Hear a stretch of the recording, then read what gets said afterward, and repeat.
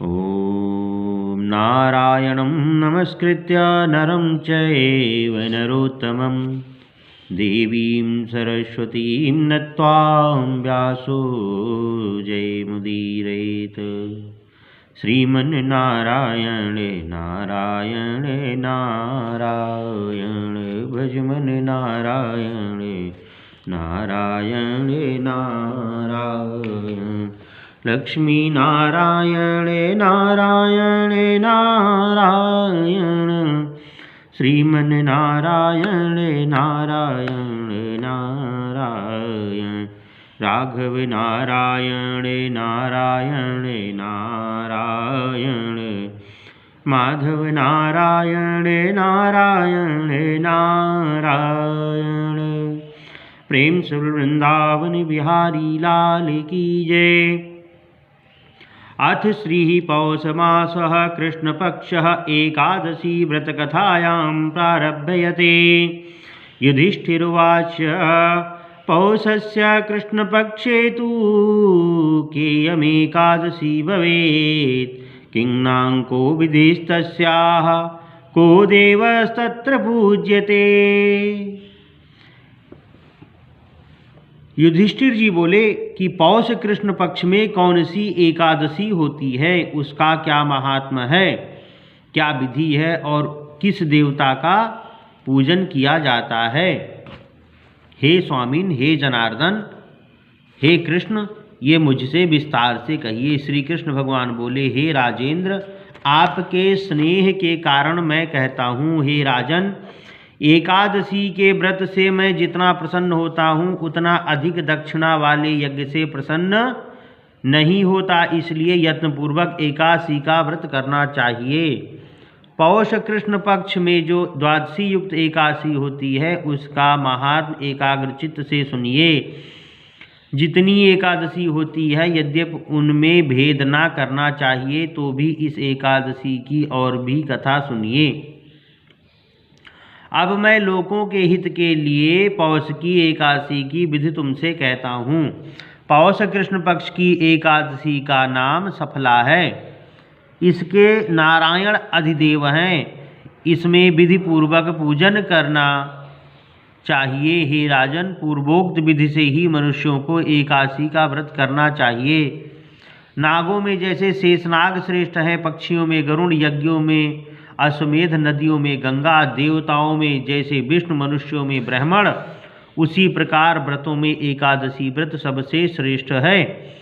हे भरत वंश में श्रेष्ठ जो सदा एकादशी का व्रत करते हैं वे सर्वथा मेरे प्रिय हैं। सफला नाम की जो एकादशी कही है उनके पूजन की विधि को सुनो। व्रत के दिन अच्छे ऋतु फलों से मेरा पूजन करना चाहिए। स्वच्छ नारियल का फल, बिजौरे, जंबीरी, अनार, सुपारी, लौंग और अनेक प्रकार के आम के फल और धूप दीप से विधि पूर्वक भगवान का पूजन करना चाहिए। सफला में दीपदान विशेष उत्तम है। रात्रि में विधि पूर्वक दीपदान करना चाहिए। जब तक नेत्र खुले रहें तब तक एकाग्रचित्त से जो रात्रि में जागरण करे उसके पुण्य का फल सुनो। हे नराधिप, उसके समान ना तो यज्ञ है, ना तीर्थ है, ना संसार में कोई व्रत है। 5000 वर्ष तपस्या करने से जो फल प्राप्त होता है वह सफला एकादशी के व्रत करने से प्राप्त होता है। हे राज शार्दूल, अब सफला एकादशी की कथा को सुनो। माहिष्मती राजा की चंपावती नाम की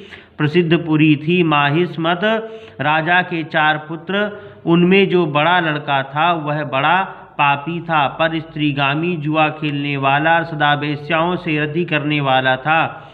उस पापी ने पिता का सब धन नष्ट कर दिया, नित्य बुरे आचरण करने लगा, देवता और ब्राह्मणों की निंदा करता था, वैष्णवों की नित्य निंदा करता था। माहिष्मति राजा ने पुत्र की ऐसी दशा को देखकर लुम्पक, उसका नाम था, को राज्य से निकाल दिया। लुम्पक को निकालकर राजा के भय से बंधु और कुटुंब के सब मनुष्यों ने उसको छोड़ दिया। तब लुम्पक अपने मन में सोचने लगा कि पिता और बंधुओं से मुझको त्याग दिया गया है, अब मुझको क्या करना चाहिए। इस प्रकार चिंता करते हुए उसने पाप करने का विचार किया। कि मैं पिता की पुरी को छोड़कर वन में जाऊंगा, फिर रात को वन में आकर पिता की पुरी में रहूंगा, दिन में वन में और रात्रि में पिता की पुरी में विचरण करूंगा। इस प्रकार विचार करके वह मंद भाग्य लुम्पक नगर को छोड़कर सघन वन में चला गया। नित्य जीव हिंसा करता और नित्य चोरी करता था। इस प्रकार उस पापी ने सब नगर में चोरी की। मनुष्यों को ने उसको पकड़ लिया, परंतु माहिष्मत राजा के भय से उसको छोड़ दिया। जन्मांतर के पाप से वह पापी राज्य से भ्रष्ट हो गया। नित्य मांस भक्षण करता और फल खाता तथा उस दुष्ट का आश्रम भगवान को अच्छा लगता था। उस दुष्ट को का आश्रम भगवान को अच्छा लगता था। वहाँ अति प्राचीन बहुत वर्षों का पीपल का पेड़ था। उस वन में उस वृक्ष को देवता की तरह मानते थे। उसी स्थान पर वह पापी लुम्पक रहता था। निंदित और दुष्कर्म करते हुए उसको पौष कृष्ण सफला एकादशी का दिन आया। हे राजन, दशमी की रात्रि को वस्त्रहीन होने के कारण शीत से पीड़ित होकर बेहोश हो गया। शीत के कारण पीपल के नीचे उसको नींद नहीं आई और मृतक के समान हो गया। दांतों को कटकटाते हुए रात बीत गई। सूर्योदय होने पर भी उसको होश नहीं हुआ। सफला एकादशी के दिन लुम्पक बेहोश पड़ा रहा। जब मध्याह्न हुआ तब उसको होश आया। चैतन्य होने पर थोड़ी देर पीछे वह अपने आसन से उठा। वह पग पग पर गिरता पड़ता लंगड़े की तरह चलने लगा।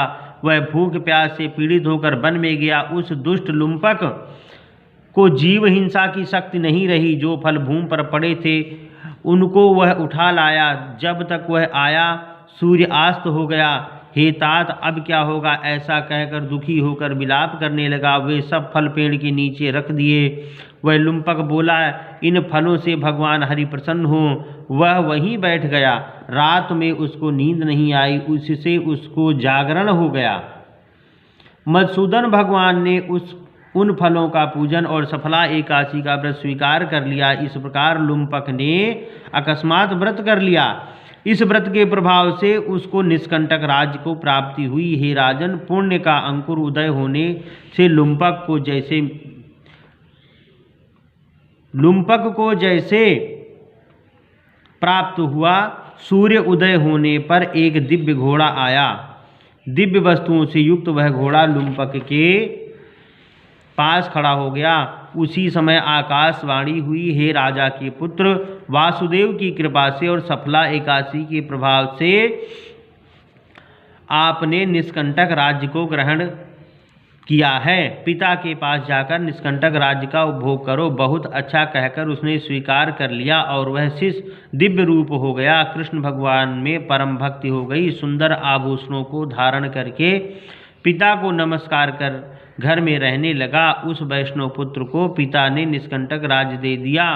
उसने बहुत वर्षों तक राज्य किया। एकादशी के दिन वह भगवान की भक्ति में लीन रहने लगा।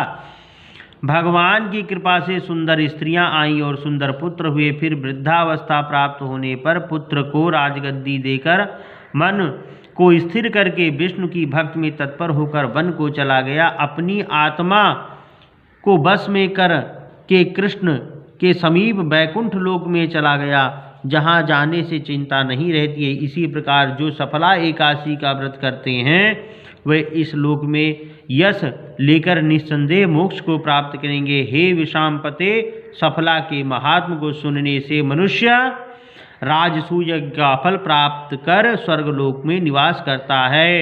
श्री पौष कृष्ण पक्ष सफला एकादशी व्रत कथायाम श्रीमन नारायण नारायण नारायण भजमन नारायण नारायण नारायण राघव नारायण नारायण नारायण श्रीमन नारायण नारायण नारायण लक्ष्मी नारायण नारायण नारायण राघव नारायण नारायण नारायण। प्रेम से वृंदावन बिहारी लाल की जय।